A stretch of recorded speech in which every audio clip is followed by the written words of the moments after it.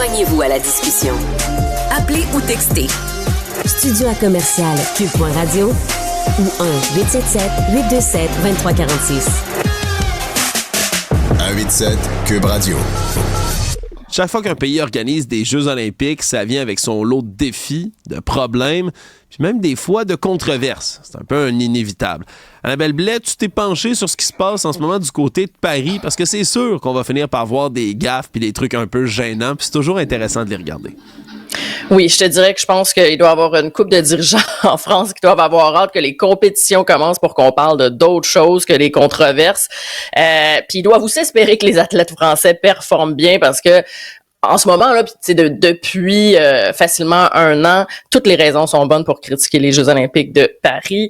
Et il y a quelques jours, une controverse, c'était l'arrivée de la flamme olympique et c'était, bon, il y avait l'arrivée de la flamme et il y avait un spectacle de l'artiste, la chanteuse et actrice Ariel Dombals. Et donc, elle performait pour la première fois la chanson qu'elle avait écrite pour l'occasion, qui s'appelle Olympics. Je le dis avec un accent parce que ce n'est pas Olympique QE, mais Olympique C, parce que c'est plus international, j'imagine, parce que les anglophones ne comprennent peut-être pas Olympique QE, de quoi il est question. Écoute, Ariel Dombals, qui est quand même, c'est une actrice comédienne, chanteuse très connue en France, 71 ans quand même. Mais tu sais, elle est aussi connue pour avoir un petit côté un peu excentrique. Et donc là, elle a fait sa performance. Ça a vraiment fait parler pour les mauvaises raisons. C'est une adaptation de la 7e symphonie de Beethoven. Là, il y en a qui ont dit qu'elle l'a massacré et il y en a qui ont même cru à une blague. Donc, je sais pas si tu l'as vu passer, mais pour tout le monde, on va aller regarder un petit extrait. Vous allez comprendre qu'est-ce que je veux dire.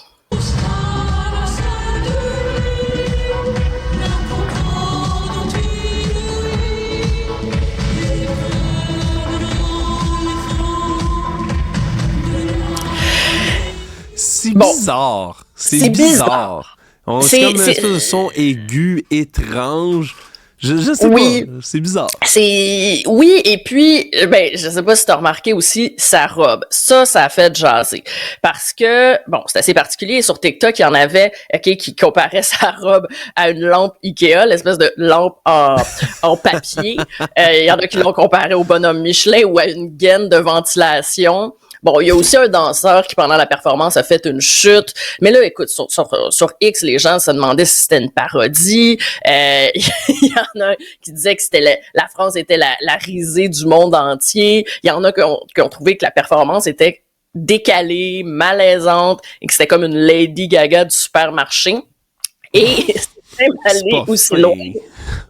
Non, mais elle est habituée quand même à avoir toujours des vêtements aussi excentriques, mais là, écoute, le parallèle avec la lampe d'Ikea, c'était quand même un clin d'œil tellement que Ikea aussi a réagi. Ils ont fait une photo donc la photo avec de la fameuse lampe en papier en disant merci de ne pas l'utiliser comme robe, encore moins si c'est pour chanter en public. Et en fin de semaine, écoute, Ariel Dombals, elle a montré qu'elle avait quand même un bon sens de l'humour puis d'autodérision parce qu'elle a réagi en mettant un petit emoji du petit bonhomme qui pleure de rire et un cœur. Donc, c'est une controverse, c'est pas si grave. Par contre, c'est pas la première. Puis, en parlant de spectacle, il y en a un qui a créé une controverse plus sérieuse, c'est le spectacle d'ouverture de la cérémonie d'ouverture des Jeux ça va être vendredi. Et on sait pas encore qui va participer à cette cérémonie-là. Tu sais, il y a plein de rumeurs, même Céline, est-ce que Céline va être là? Et il y a eu en février le nom de Aya Nakamura qui est sorti. Et là, ça a fait controverse. Aya Nakamura, là, c'est quand même l'artiste francophone féminine la plus écoutée sur Spotify, là. On parle quand même de 20 millions d'auditeurs mensuels. Donc, je veux dire, c'est un nom qui pourrait être très crédible, tout ça. Sauf que là, ça a fait controverse parce que c'est une chanteuse française, mais d'origine malienne. Et là, l'extrême droite, sur fond d'élection, tout ça s'est mêlé à ça. Il y en a qui ont dit que ce serait mieux quelqu'un qui a des origines françaises, et aussi critiquaient le fait qu'elle chante pas juste en français, il y a du créole, il y a de l'argot, et là, ils disaient que ça représentait pas assez bien la France, et ils ont été, le Rassemblement national a été accusé d'être raciste, donc ça a complètement dégénéré, et je sais pas si elle va y être, on le sait toujours pas, mais ça laisse un goût amer, en tout cas, en termes de célébration.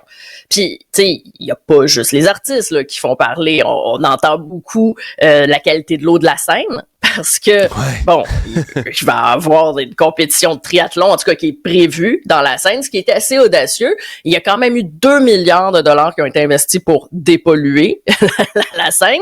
Puis, il y en a beaucoup qui sont pas convaincus quand même. Là. La qualité de l'eau, à chaque jour, elle est testée, puis il y a pas beaucoup de jours où c'est correct. Donc, je sais pas qu'est-ce qui va arriver avec ça, mais il y a quelques jours, pour convaincre les gens, rassurer les gens, il y a la ministre donc du sport, Amélie Oudéa-Castéra, puis la mairesse de Paris, Anne Hidalgo, qui, bon, ils ont plongé dans la Seine pour convaincre les gens. Je sais pas si ça a vraiment convaincu. Mais ma collègue Jessica Lapinski, justement, elle a fait un article il y a quelques jours sur les défis et scandales ou controverses qui attendent un peu Paris. Et un autre scandale ou défi, disons, c'est la compétition de surf. Ça va se dérouler à Tahiti. Donc, quand même assez loin. Mais pour les compétitions de surf, il fallait que les juges et les journalistes soient dans une tour qui est au-dessus de l'eau. Fait qu'ils ont construit ça. Mais en la construisant, ils ont abîmé la barrière de corail. T'sais, ça, c'est un gros problème, surtout quand on a dit que... Ben oui, puis là, Paris, ils disent on va être les jeux les plus verts de l'histoire.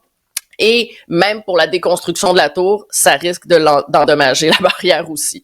Donc ça, et puis ensuite, ben il y a aussi toutes les controverses entourant le nettoyage social. Là. Il y a à peu près 12 000 personnes qui ont été expulsées de Paris entre avril 2023 et mai 2024. Ils ont été envoyés en région, aller découvrir la France, mais restez pas à Paris.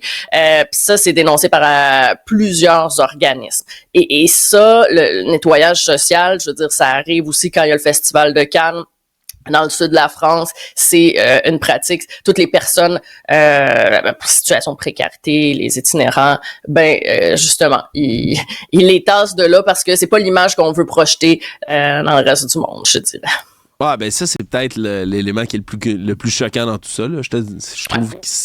Puis on s'entend, il y a personne qui dit « Ah, ça va donner une image reluisante. » Je veux dire, je suis le premier à dire que quand il y a des touristes qui viennent à Montréal puis qui viennent se promener sur Sainte-Catherine-Est, ici, dans le coin de la station de Cube, que c'est pas facile là, de donner une bonne image de Montréal quand tout ce qu'on voit, c'est de la toxicomanie puis de l'itinérance. Mais en même temps, est-ce que tu peux juste prendre ces gens-là puis comme du bétail, les loader dans des autobus puis dire « OK, on déplace le problème ailleurs, bonne journée ».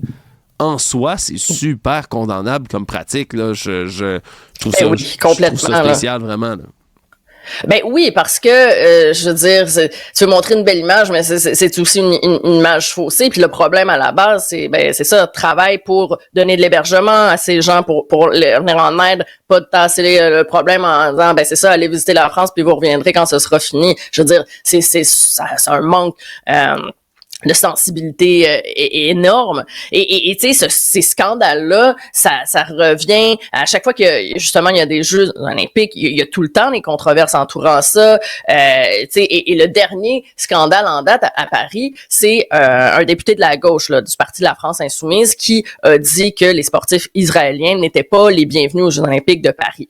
Donc là, je te dirais que le Conseil représentatif des institutions juives de la France a réagi au quart de tour parce que il a dit que c'est particulièrement indécent. Là. Il dit que ça met des cibles dans le dos des athlètes israéliens. Puis il rappelle que en 1972, il y a quand même eu 11 athlètes israéliens qui ont été tués par des terroristes palestiniens au JO de Munich.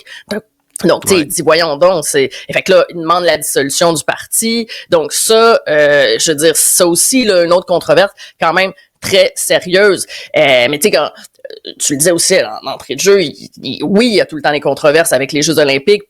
Je me suis amusé à recenser un peu là certaines controverses qu'il y a eu dans le passé. Bon, celle-là, c'est pas parce que je ris que c'est drôle, là, mais quand même, c'est tellement ridicule. C'est que à la cérémonie de 1988 à Séoul, ils ont fait un lâcher de colombes. Et là, par la suite, ils ont allumé la vasque olympique. Et qu'est-ce qui s'est passé? C'est que les colombes, eux, ils ont trouvé que la vasque, ça ressemblait, tu sais, justement, pas mal à un petit perchoir, un endroit où aller se poser. Et les gens qui ont allumé la vasque avaient pas remarqué que les pigeons étaient tous posés là. Les pigeons, je dis les pigeons, mais c'est des colombes. Ils ont allumé cette vasque-là et toutes les colombes ont été brûlées vives. Tu dis, oui, mais c'est ça. Fait que là, maintenant, il y a plus de vraies colombes dans les cérémonies d'ouverture. Donc, ça, c'était quand même une grosse bourde. Puis, tu sais, je suis allée voir les images sur YouTube, tu iras voir ça. C'est comme, il y a juste les gens qui allument la flamme qui les voient pas, là, les colombes. On les voit tous. C'est comme, non. Et c'est horrible. Mais bon, écoute, et même, ça a été la même chose aussi à Montréal. Il y a eu pas mal de controverses, là. Nous, c'était plus sérieux que des colombes, là, parce que c'était... Écoute, juste la construction du stade, ça a été une histoire assez compliquée. La fameuse magouille du stade, c'est des honnêtement, c'est dans les magouilles, les conneries qu'on ait faites au Québec dans les pires. Là. Sérieusement, là, le fameux stratagème des camions qui viennent porter de la terre, entre énormes guillemets, mais qui ne la laissent pas vraiment sur le chantier, puis qui reviennent à l'entrée 10 minutes plus tard, puis qui font des tours, puis des tours, puis des tours à s'en mettre plein les poches. Ça n'a pas de bon sens. Oui, ben là, c'est parce que, ce qu'on dit, c'est ça, c'est que les camions avec du béton, c'est ça, ils s'arrêtaient pas, ils continuaient, puis qu'il y a eu une coupe, cet été-là, il y a une couple de travers de la construction qui se sont fait couler des piscines creusées. Ça, on l'avait entendu. Mais, tu sais, le fait est que, en 76, quand les jeux ont commencé, je veux dire, le mode du stade, il était pas terminé, là. Il y avait encore les tiges qui sortaient, tout ça, puis il a été fini en 87. Puis, justement, le rapport Malouf qui s'est intéressé à ça, tu sais, il parlait, oui, il y avait eu des conflits syndicaux, du sabotage, ça, mais il y avait de la corruption, il y avait de la collusion. Et puis là, on parle même pas du coût du stade qu'on a fait le payer en 2006. Au départ, c'était 300 millions, puis ça a fini à 1,3 milliard. Et il y avait eu aussi, à l'époque, du nettoyage social. Il y avait eu des descentes dans les bars gays dans les mois, l'année qui précédait les Jeux olympiques. Et tu sais, je me disais, il y a tellement maintenant de controverses, puis je repensais, tu sais, la phrase là, du pain et des jeux, là, où la population s'était nourrie, puis divertie, s'intéresse pas trop aux enjeux sociaux, puis tu sais, est docile. Mais je me suis dit, c'est plus le cas, parce que maintenant, quand il y a des Jeux olympiques, ça attire tellement de controverses. On critique, tu sais, la construction d'infrastructures qui sont pas utilisées, qui sont abandonnées, que ce n'est plus le cas. Les Jeux olympiques, maintenant, c'est l'occasion de critiquer l'organisation puis la façon dont c'est fait. Donc, ça s'estompe généralement quand les Jeux commencent, quand il y a des bonnes performances. Je sais pas ce qui va arriver cette année, mais les Français sont généralement aussi très difficiles, sont très sévères envers leurs athlètes. Donc, s'il y a une contre-performance, c'est sûr que ça va pas calmer les critiques. Mais je pense qu'une fois que la cérémonie d'ouverture commence, généralement, les gens sont quand même contents et ça chiale moins. On a hâte de voir quand la flamme va s'allumer puis que les Jeux vont commencer en espérant qu'il n'y ait pas de colombes de brûler dans le processus. Annabelle Blais, gros merci. Salut.